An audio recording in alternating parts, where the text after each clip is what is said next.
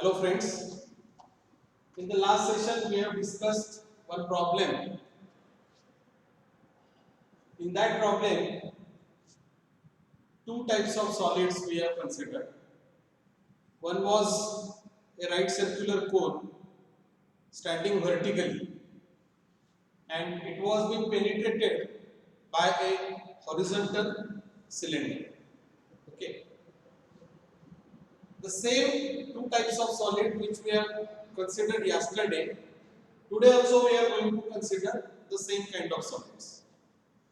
But what is the difference between today's problem and last session's problem?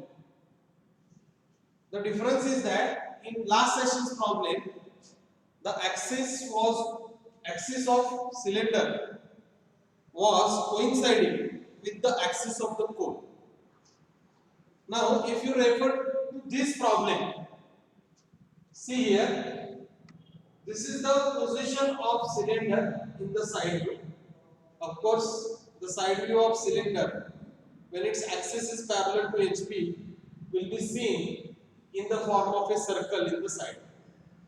So this axis and the axis of another solid, that is axis of cone, if you refer to this, which was standing vertically, you will find that there is a difference between these two solids axis. So that is being mentioned over here, and it is 12 mm. So we call this kind of problem as an offset kind of problem because axis of both solids doesn't coincide with each other. So this offset is of total 12 mm. Okay.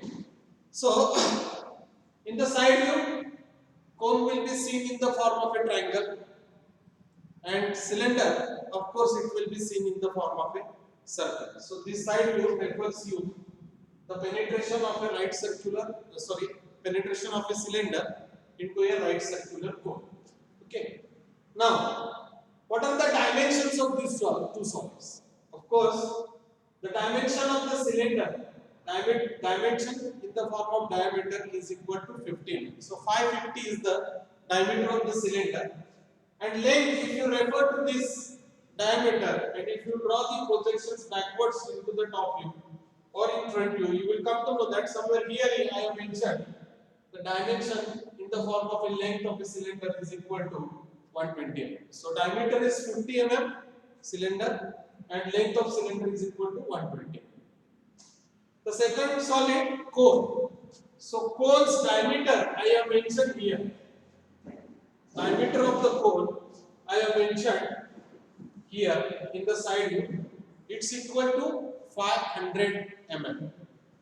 And height of the cone I have mentioned here equal to 90 mm. So 90 mm is the height and 100 mm is the diameter of the cone.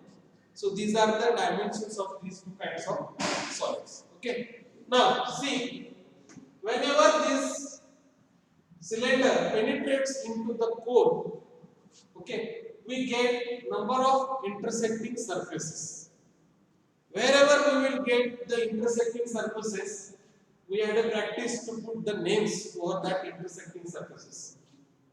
So before that, for our simplicity, for drawing the intersecting surfaces, we divide this whole circle into equal number of parts. Remember, it's not a circle, it's a representation of a cylinder in the side view in the form of a circle.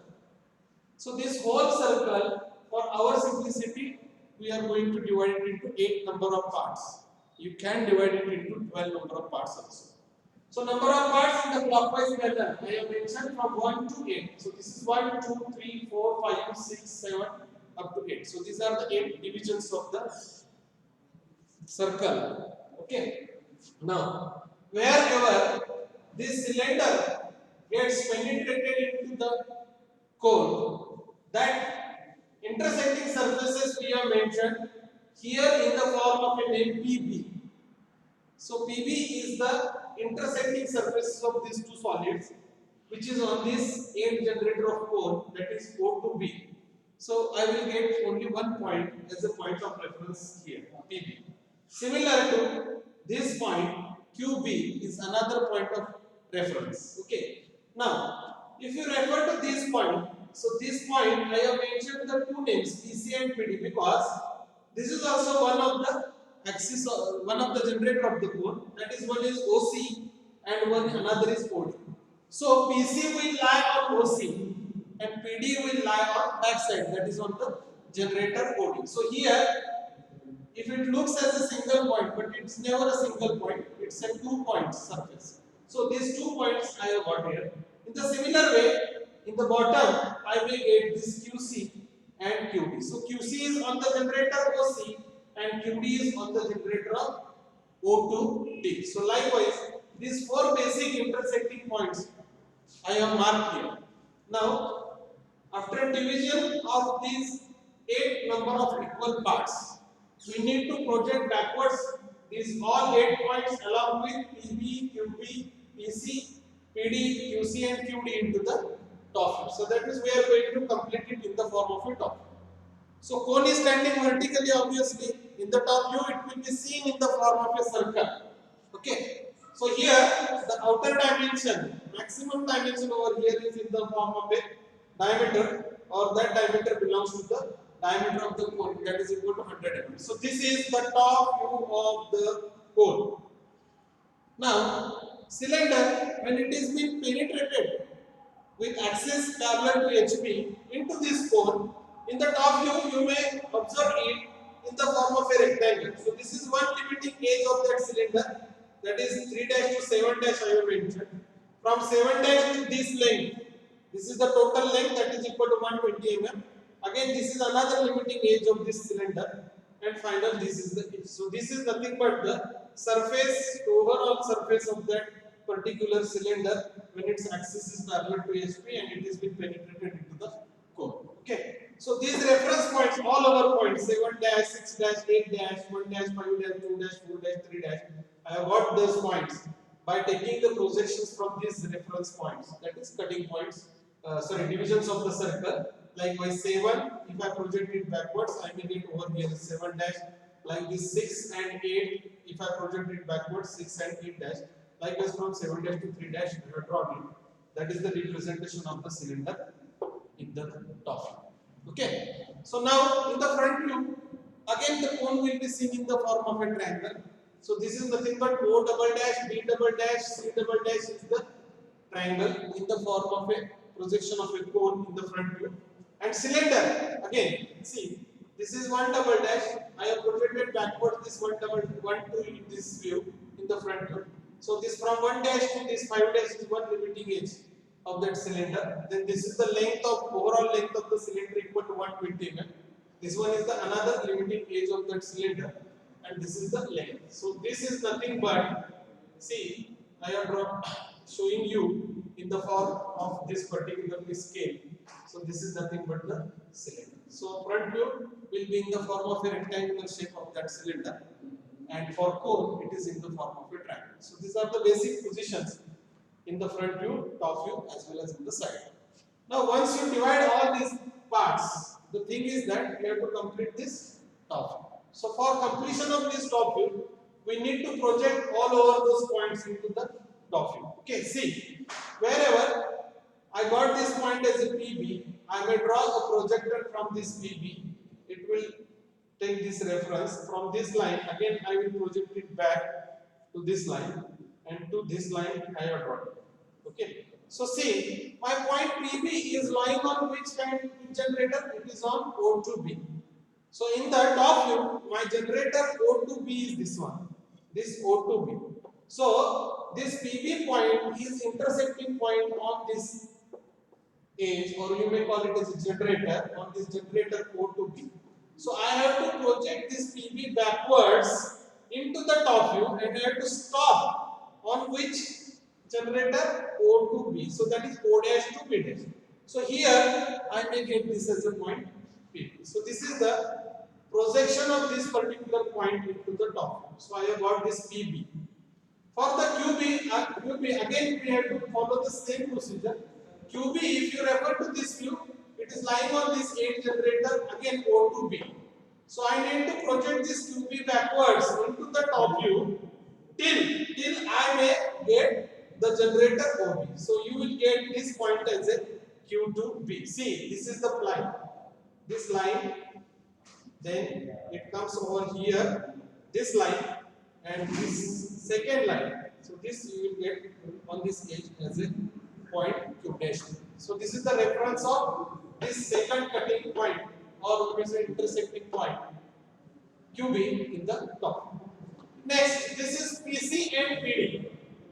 Okay, so this PC, if you project it downwards, so see PC, PD and this QC, QD both will lie on this single line. So I may transfer this to this. So likewise, see here, you may get the reference of this point. Okay, so for getting this PC, for getting this point PC, what we have to do? You have to consider the distances. Okay. Now, for projecting these intersecting points PC and PD, we need to follow the method. Yesterday in the last session, I discussed that the intersecting surfaces can be plotted into this view by two methods. One method is a cutting plane method, and second method is a line method. Okay. We prefer cutting plane method because in this method, no need to divide this cone also into equal number of parts. Simply by dividing the cylinder into equal number of parts, you are going to get the intersecting surfaces. So simple method we follow over here, that is nothing but the cutting plane method. And if you remember, in order to locate these points PCPD or QCQD into the top view, what we have considered? We have considered this is nothing but this is the line on which we are going to get the reference of this PC and PD. We treat this as a cutting plane. So this cone is being cut by this horizontal cutting plane. So that means in order to locate this PC and PD into this view, I have to consider the distance of this PCPD from this end generator O to A. So this distance by taking into your compass and projecting this PCPD backwards into the top view, you are going to get this line. So this is nothing but the representation of that cutting plane in the top view. On that cutting plane, mark this distance of PCPD from this generator O to A. From with this center O, put one arc to this side, either side, and another arc to this. So you will get the reference of PC here, and you will get the reference of PD here. See. The procedure for PCPD is different from this PB and QB. There was no problem of considering this as a cutting plane method because these already 2 points are lying on the generator. That is the difference. Okay. Now PCPD, you have to follow it with the help of a cutting plane method. I have understood this location of this point PCPD into this topic. Same procedure we have to follow this QC and QD. See, this is point QC and QD. So this is nothing but the line, reference line on which this QCQ. Treat this line as a cutting plane, parallel to this base of the cone or parallel to HB. So wherever it cuts over here. Okay. Now we have to consider the distance of those points, that is this point from this generator. So this distance by taking into your compass, distance of QCQD from generator O to A. Okay, you have to plot this distance on the projector which is taken backwards from this QC QD. So this is the projector. This is point QC and QD. So you may get the reference of this line. Yes, this is the line. This is the line. Okay. On this line, this is the line. Okay. On this line, take this distance into your compass. Now with center O, remember, with center O, you have to cut the arc. So wherever it cuts, you are going to get this point as a PC, and we are thinking of point QD. This is QC. So this is QC, and here somewhere you will get as a QD. So QC QD we have obtained by cutting plane method, and that is represented into the top. So this is QC and this is QD. See, similar way we have to follow the procedure for this point number 1. This is point number 1. It lies on this reference plane. This is nothing but the cutting plane. Then the distance of this point from this generator by taking